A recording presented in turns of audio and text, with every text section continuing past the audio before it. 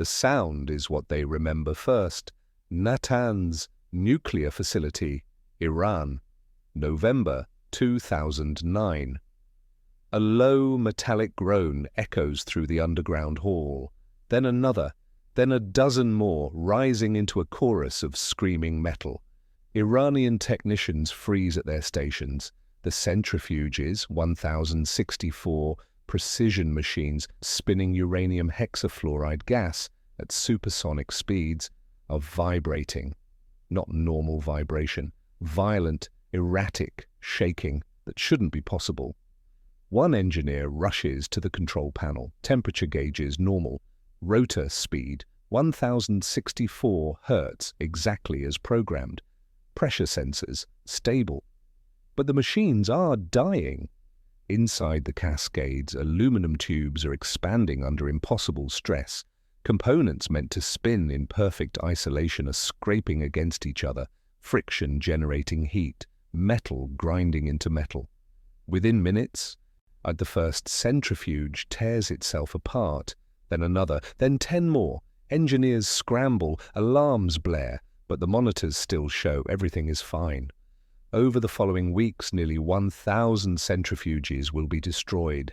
Iran's nuclear enrichment capacity will drop by 30%. Months of uranium production will be lost. And for months, no one will understand why. The machines were killing themselves, but something else was giving the orders. Before we continue this documentary, please like, subscribe, and comment below where you are watching from and the time. Now let's continue and dive into the full documentary. June 2009. Somewhere inside Iran, it starts with a USB drive. Someone, a contractor maybe, or a plant engineer returning from a conference, plugs it into a computer connected to the Natanz facility network. And they might have been reviewing technical documents. They might have been updating software. They might not have known the drive was infected at all.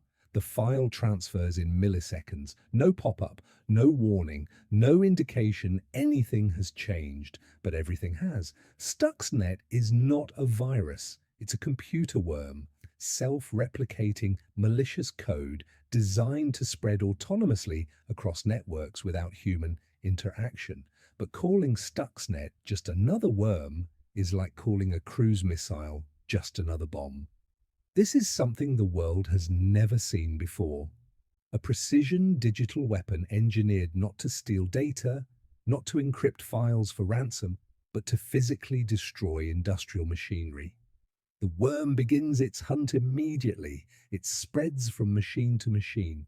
Kept exploiting 4 separate zero-day vulnerabilities in Microsoft Windows. Security flaws so secret that even Microsoft doesn't know they exist yet. These are not the kinds of exploits teenage hackers find. These are intelligence-grade weapons, the digital equivalent of classified military technology. Each infected computer becomes a carrier, silently passing the payload to the next target. But Stuxnet isn't interested in every computer. It's searching for something very specific. Siemens Step 7 software, the industrial control platform that runs Iran's centrifuge cascades. Now let's talk about the architects. Washington, D.C. 2005. The George W. Bush administration faces a choice with no good options. Intelligence reports indicate Iran is rapidly advancing its uranium enrichment program at the Natanz facility, or buried deep underground to protect it from airstrikes.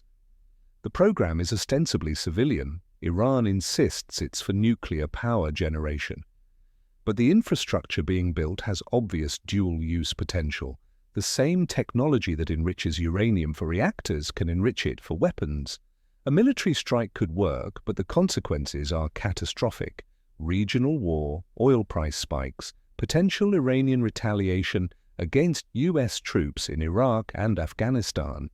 Diplomatic negotiations are ongoing but slow. Economic sanctions exist but aren't strong enough. Israel is growing impatient. Behind closed doors, Israeli intelligence officials are pushing for a unilateral airstrike. They've done it before. In 1981, Israeli F-16 destroyed Iraq's Osirak reactor. In 2007, they bombed a suspected Syrian nuclear site. But Iran is different. See, Natanz is underground, hardened, dispersed. A conventional strike might not work, and the fallout, diplomatic, military, geopolitical, could destabilize the entire Middle East. So the Bush administration proposes something unprecedented, a joint cyber attacks. The operation is codenamed Olympic Games. The NSA and CIA will lead development. Israel's Unit 8200, the Israeli Defense Forces Elite Signals Intelligence Division, will provide critical intelligence, facility blueprints, operational procedures, centrifuge specifications. The Americans have the cyber expertise, the Israelis have the insider knowledge. Together, they will build a weapon that exists only as code, Oak Ridge, Tennessee. In a classified facility inside the U.S. Department of Energy's complex, engineers construct an exact replica of Iran's Natanz enrichment plant. Can they import the same Siemens programmable logic controllers, PLCs, Iran uses?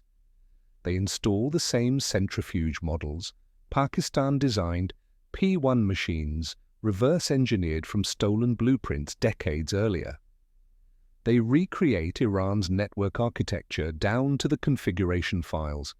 Then they unleash early versions of Stuxnet.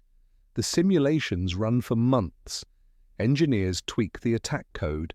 They test different rotor speed manipulations. They measure stress thresholds, vibration frequencies, failure rates. The goal is surgical precision. Destroy the centrifuges without triggering obvious alarms. Make it look like normal mechanical failure, equipment malfunction, not sabotage. In one dramatic White House meeting late in Bush's presidency, senior officials are presented with the results. Spread across the conference table are pieces of a destroyed centrifuge, twisted aluminum, shattered components, physical proof that code can wreck steel. The weapon works. Barack Obama inherits the program when he takes office in January 2009. He's briefed on Olympic Games within days. The operation is already underway. Stuxnet has been deployed into Iran. Obama faces a decision: shut it down or accelerate it. He chooses acceleration. Stuxnet doesn't destroy centrifuges through brute force. It destroys them through deception. Once inside Natanz's network, the worm conducts reconnaissance. It maps the system architecture. It identifies machines running Siemens S7315 and S7417, programmable logic controllers, the industrial computers that govern centrifuge operations. Then it checks for a very specific fingerprint. Is it exactly 164 centrifuges arranged in cascades, frequency controllers operating within a narrow band, configuration files matching Natanz's known layout? If it doesn't find this precise match, Stuxnet does nothing. It remains dormant, invisible, harmless. But at Natanz, it finds exactly what it's looking for. The attack unfolds in stages over months. First, Stuxnet records 21 seconds of normal sensor data from the centrifuges. Rotor speed, temperature, pressure, vibration. Everything the control room operators monitor to ensure safe operation. Then it plays that recorded data back on a loop. It's a digital mask, a recorded video played over live footage. The operators see normalcy. They see machines running smoothly within parameters, no alarms, no warnings. But reality is different. Behind the mask, Stuxnet has injected rogue code directly into the PLC logic. It now controls the centrifuge's variable frequency drives, the systems that regulate rotor speed. The attack begins subtly. The centrifuges normally spin at 1064 Hz, 63,840 revolutions per minute. Stuxnet increases the speed to 1410 Hz for exactly 15 minutes. The aluminum tubes expand under the added stress. Tolerances narrow. Components begin to drift out of alignment. Then Stuxnet stops. 27 days pass. The worm strikes again, this time slowing the centrifuges down to just a few hundred hertz for 50 full minutes. The rapid deceleration creates additional mechanical stress. The rotors, already weakened from the previous overspeed event, wobble. The cycle repeats: speed up, slow down, speed up, slow down. Each cycle pushes the machines closer to failure. Or the vibrations intensify. The aluminum tubes expand until they make contact with surrounding components. Metal scrapes metal. Heat builds. Structural integrity collapses. The centrifuges tear themselves apart, and the control room monitors show nothing wrong. What makes Stuxnet extraordinary isn't just what it does, it's how invisibly it does it. The worm contains a rootkit, software designed to hide malicious code from detection. Even if an antivirus program scans an infected computer, Stuxnet can conceal its presence. But rootkits trigger security warnings in Windows. Any unsigned driver trying to install itself at the kernel level will generate an alert. Stuxnet solves this problem with stolen digital certificates. Digital certificates are cryptographic signatures issued by trusted authorities to verify that software is legitimate, or they're the digital equivalent of a government-issued ID. If a driver is signed with a valid certificate, Windows assumes it's safe and installs it without question. Stuxnet's drivers are signed with certificates stolen from two Taiwanese companies, Realtek Semiconductor Corporation and J-Micron Technology Corporation. Both companies manufacture legitimate hardware components. Both have offices in the same industrial park in Hsinchu, Taiwan. The proximity is suspicious. Either someone physically infiltrated both companies and stole the certificates, or a sophisticated Trojan was used to exfiltrate them remotely. Either way, Stuxnet now wears a disguise that Windows trusts completely. The worm also contains a hidden message. Buried in the code is a single word: Myrtus. Security researchers debate its meaning. Some suggest it's a reference to the myrtle plant, common in the Middle East. Others point to the Book of Esther in the Hebrew Bible, where a Jewish woman named Esther, whose Hebrew name is Hadassah, meaning myrtle, foils a Persian plot to destroy the Jewish people. The symbolism is striking, a modern Israeli-American operation against Iran, echoing an ancient story of Jews defeating Persia.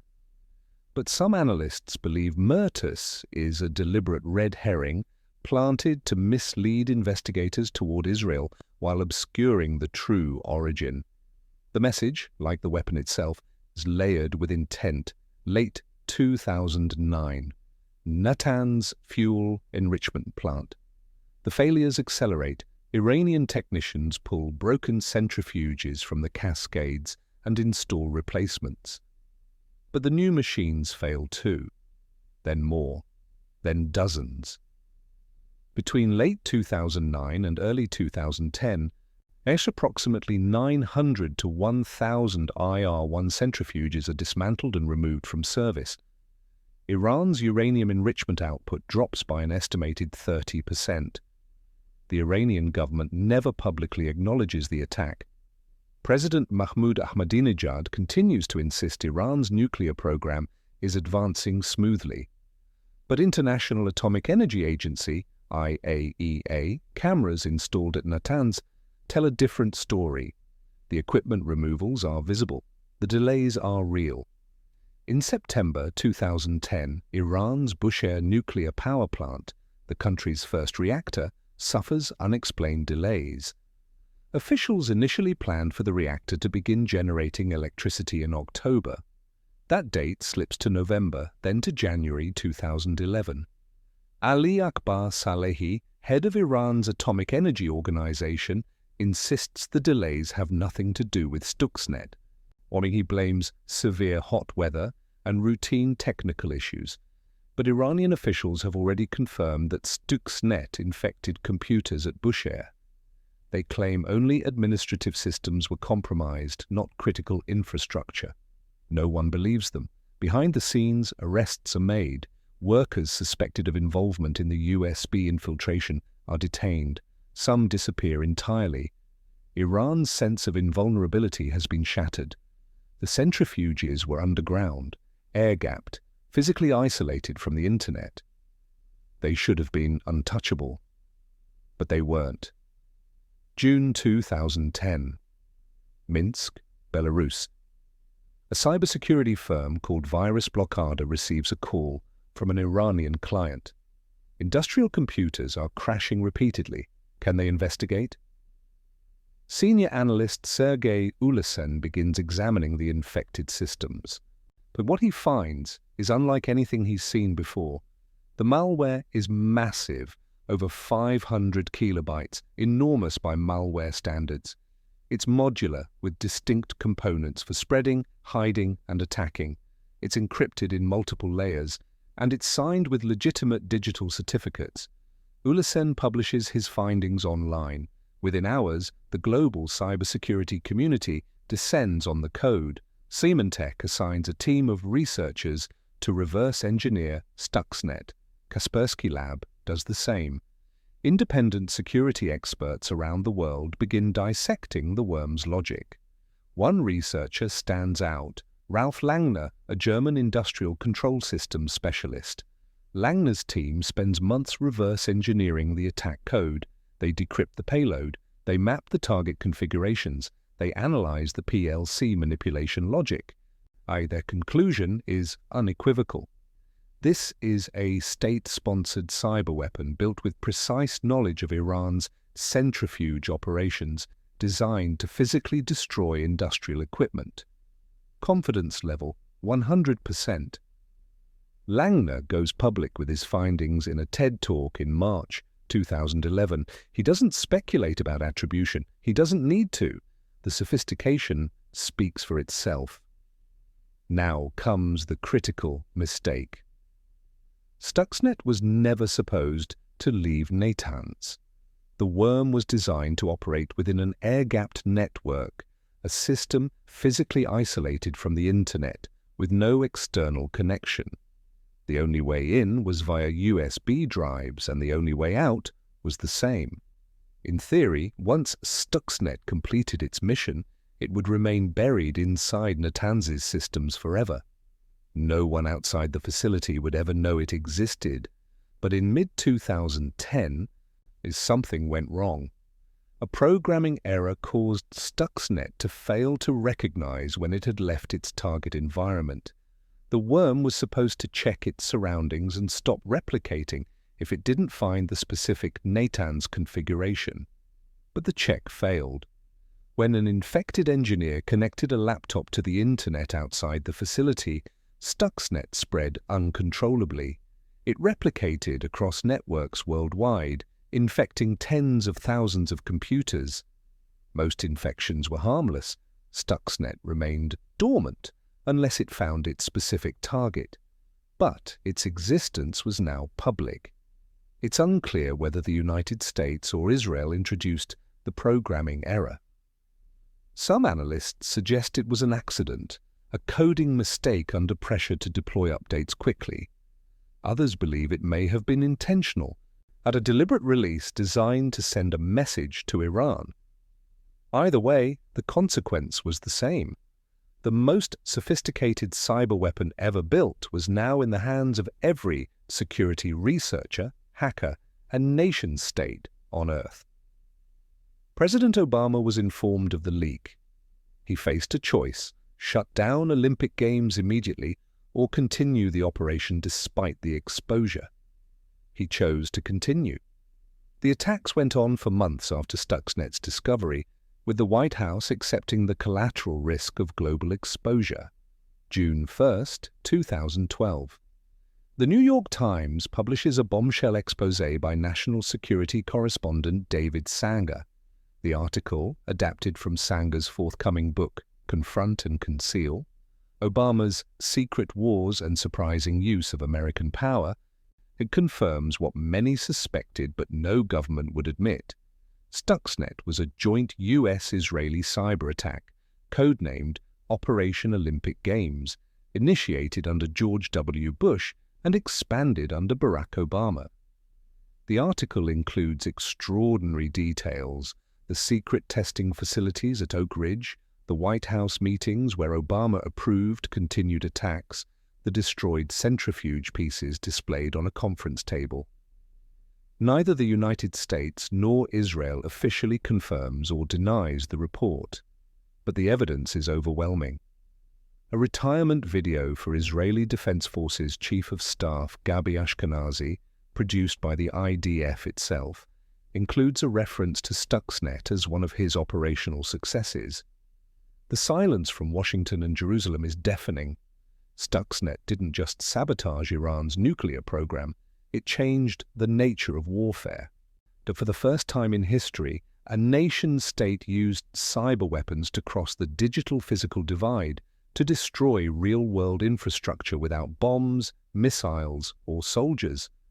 Code became kinetic. The implications rippled outward immediately. Iran, humiliated and outmaneuvered, accelerated its own offensive cyber capabilities. In August 2012, Iranian hackers launched a devastating attack on Saudi Aramco, wiping data from 30,000 computers using a malware called Shamoon. They targeted U.S. financial institutions with distributed denial-of-service attacks. They studied Stuxnet's methods and reverse-engineered the techniques. Other nations took note. Russia, China, North Korea, all began developing their own cyber weapons inspired by Stuxnet's success. The vulnerabilities Stuxnet exploited became templates for future attacks. CVE-2010-2568, with the USB-based Windows floor Stuxnet used to spread, remained the most widely exploited software bug in the world for years after Microsoft patched it. By 2015 and 2016, 27% of Kaspersky Labs' global user base had encountered the exploit. Stuxnet proved that air-gapped systems, once considered impenetrable, could be breached. Critical infrastructure everywhere became vulnerable: power grids, water treatment plants, transportation systems, all running on industrial control systems similar to the ones Stuxnet targeted. The world entered a new era, an era where invisible weapons could destroy visible infrastructure, where wars could be fought without declarations. Where attribution was uncertain, retaliation was ambiguous, and the rules of engagement didn't exist. Stuxnet opened Pandora's box, and decades later showed the world is still dealing with what came out. Thanks for watching to the end of this documentary. Please like, share, subscribe to the channel, and comment below the next crime I should talk about.